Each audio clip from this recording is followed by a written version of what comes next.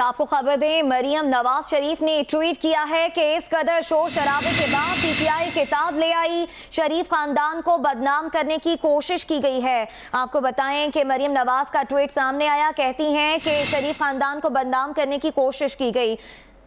इसी पर बात करेंगे। हमारे साथ मौजूद हैं असद खरल साहब। असद खरल साहब, मरियम नवाज का ट्वीट सामने आया है, क्या कहेंगे इस पर आप?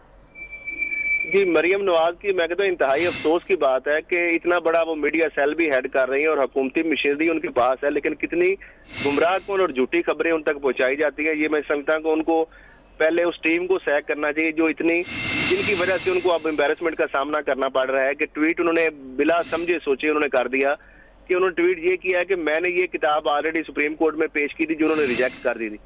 हालांकि ये बिल्कुल गलत और मनगढ़ंत और बेबुनियाद बात है। ना मैंने किताब इससे पहले कभी सुप्रीम कोर्ट में ये पेश की और दूसरी ना सुप्रीम कोर्ट ने इसको रिजेक्ट किया है। ये वो डॉक्यूमेंट्री एविडेंस है जो कि मोर देन 60 पेजेस हैं, जो डॉक्यूमेंट्री एविडेंस बेस्ड एफआईए की इन्वेस्टिगेशन है, नैब की इन्वेस्टिगेशन है और ये सारी मनी ट्रेल है। उसमें पार्क लेन के फ्लैट्स की ओनरशिप के हवाले से जो शरीफ फैमिली के साथ लिंक्ड होते हैं, इनकी जो फैमिली के लोगों की मनी ट्रेल है जो इन्होंने मनी लॉन्ड्रिंग की, उसकी डिटेल है उसमें।